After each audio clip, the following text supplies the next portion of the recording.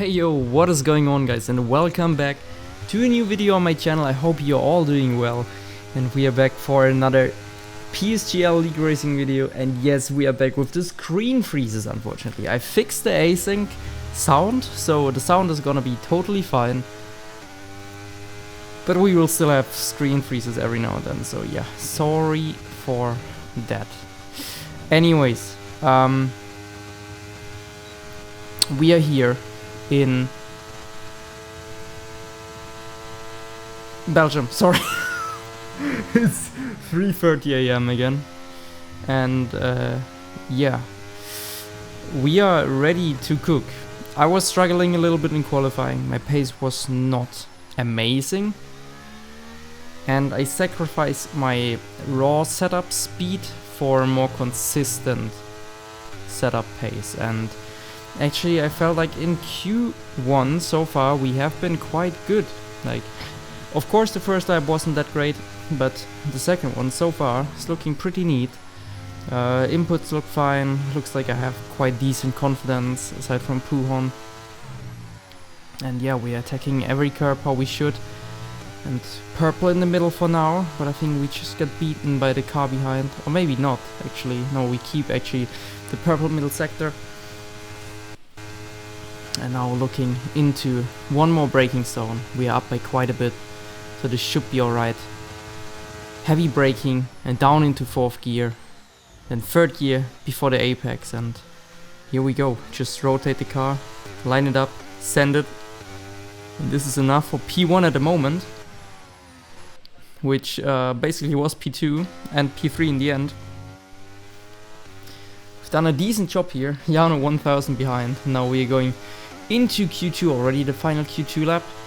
Let's see if we can cook here again. Actually, Thomas Ronna has been disqualified in Q1 because he went too slow in the pits with low fuel, and the game decided to disqualify him, so unlucky. And usually would have been P1 by like 1.5 tenths or something, which was a ridiculous lap at the beginning of the session, like in mid-2.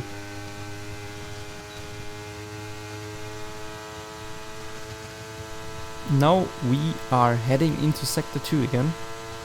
Also, I don't know what you guys think about Spa, but this track is a violation. This has nothing to do with the real Spa. The elevations feel weird. The white lines in some parts are not even loading properly, or because the track has been reused F1 game after F1 game after F1 game. This is just so, I don't know. I can't even describe it. It's just weird. The track is not cooking. Oh, sorry if you can hear the fan in the background. It's actually my gaming laptop. I'm sorry. I hope you can't hear that. I will move my mic a little bit away. But yeah, also the curbs, they are just all not how they are supposed to be.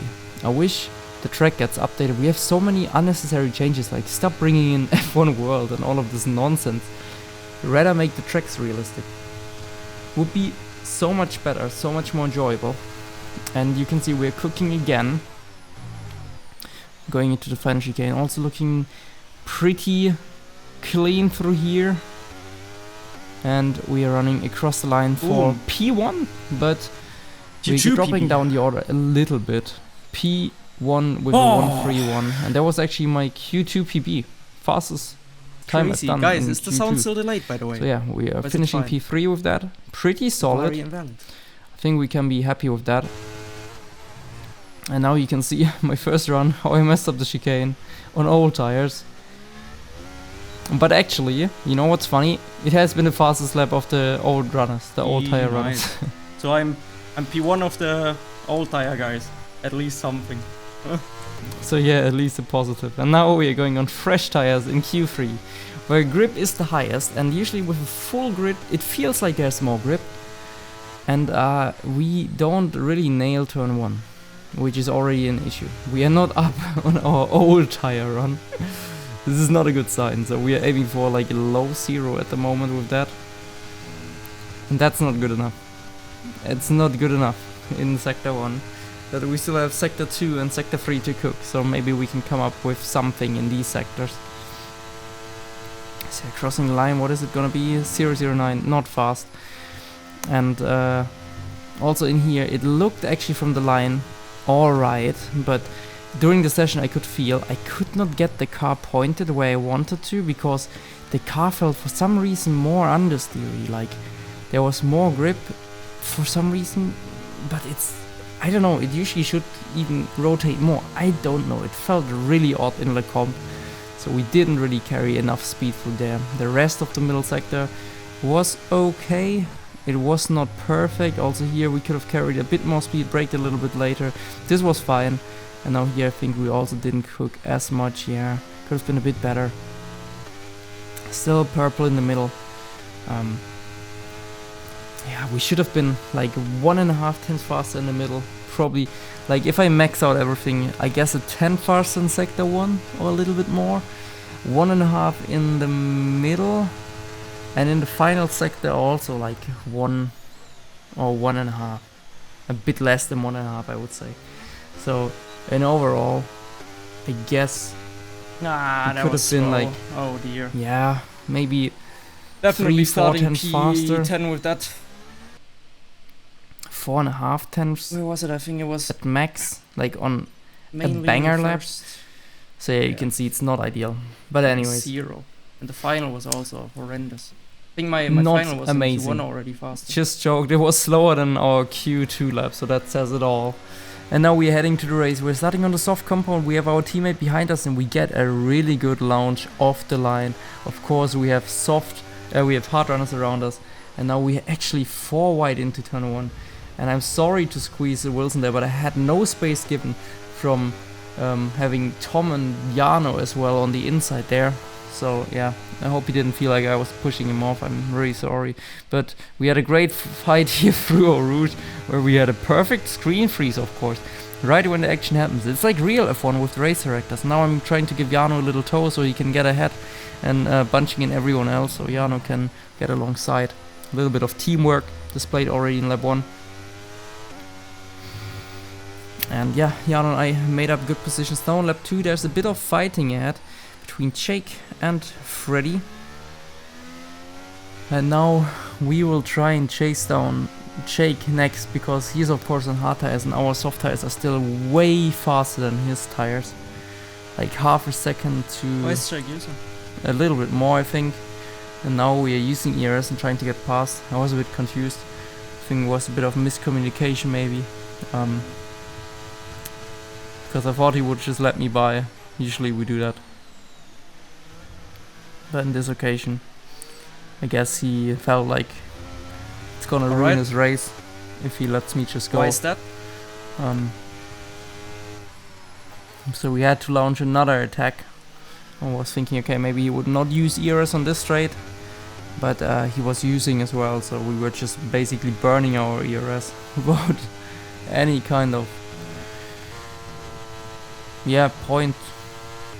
Was just wasting both of our ERS at this point. I mean, we were on the same setup, so same top speed. What is this? In the slipstream there's no difference, and so I'm not gonna send him here, but I know I need to get a move on, and probably the best point, because I still have faster tires, is gonna be into the middle sector in this section, because I can get a better run, fake that I'm not going for it, and then just throwing him off a little bit to get ahead.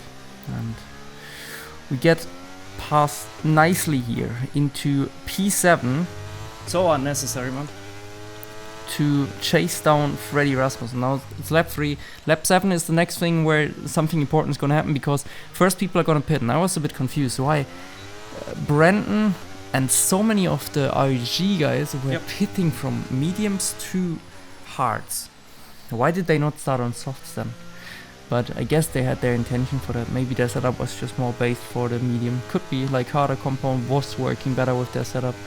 And of course we know we have a great chance now of overtaking Freddy. He has no DRS, and I also felt like we had better top speed, so it was an easy pass. Probably wouldn't have used or needed to use any DRS actually to get past him, but just made it a little bit more easier, because I didn't know if he's gonna completely use or not. But with that, at least into the pits, we will be ahead of him. And so we are pitting at the end of lap 8 to avoid being undercut by too much. And maybe if people say I would also undercut some others. So we're going onto the hard compound in lap 8 into lap 9. You can see there's the pack that already did pit, and they did quite a good undercut. Now we have Wilson Hughes ahead, and I was thinking he also pit at this point, but actually he has not. And I wasn't communicated that, so I was a bit confused. As I was using ERS, but not too much. I could have used more and went for a move on Wilson. You can see I'm even lifting here. And I should have done it, because if I would have known that he's on old tires, like he didn't even pit yet, now Freddy gets a run on us, and I didn't even realize Freddy was a medium, so I would have not defended Freddy either. It's like a waste of time. I can use Freddy to catch up to the front guys. I didn't know Freddy was on mediums. A bit unfortunate. Even said that I was a bit confused about Freddy, because I didn't know he's on mediums. Damn it. Just needed that info. And at the end of the sector you can see how far Freddy already pulled at nearly a second, so we would have nearly lost out to Freddy as well. This was a terrible move with Wilson, and it would have made things easier if we would have just passed him on the straight already, having him and Freddy behind us, and then Freddy could just pass us on the straight. Or maybe we would even stay ahead of Freddy, because we would have had the DRS from Beresnay. He would have been in the position of Freddy. So yeah, could have also passed Dani then onto the straight. I would have been into net P5. But now we have also Bari behind, and I was thinking, okay, let's fake a move on Freddy. He's gonna move. And with that, outbrakes himself. I didn't think he would do it that much. Let's go! I kind of predicted that this would happen. I was going into that situation thinking, okay, there would be chaos happening because Bari wants to get by. He will be on the inside, and maybe he will tap Freddy and I can go by a little bit of contact from them. And it worked out perfectly, so predicted well 40 chess in the race. Did work out. And in lap 18, unfortunately, Dani was so unlucky, and his game just kicked him out and he couldn't even reconnect to the online services. Nobody else was affected, I think. Only Dani, which of course makes it a bit easier for us. We're regaining that position now on the next lap, lap 20. We have also Lucas Blakely behind on softs, but he actually does have a penalty. It's a valid penalty from what I've seen. Now we are trying to get alongside, maybe even ahead of Brenton. We don't have the slipstream like the others, and still Brenton lets us go. So we are into P4, and now there's gonna be a fight in the end between Ulas and Nico, and I think there will definitely be a penalty for Ulas. If not, then PSGL stewarding would make no sense at all. So yeah, better be something. And now there will be one more charge from Lucas, but you will see how it's gonna turn out. And if you like this video, make sure you hit the like, subscribe, and smash the bell, of course. And yeah, we'll leave you with the post-race commentary. We are getting onto the podium, I think also with post-race penalties, P3. So from P10 to P3. I will see you in the next one. Have a lovely day. You're Marcel. Peace. Yeah, okay, I mean no podium, but P4. The track, I don't know if maybe Nico will get a penalty, maybe he will get a remove, maybe not. Anyways, we're just pretending it's P4 for now. I think we did a good strategy. Did most of the things right. Maybe could have. I think the only thing that I would have done different was overtake Wilson. But I thought he was on an outlap. That's the only reason why I stayed behind. But that's good. Good stuff.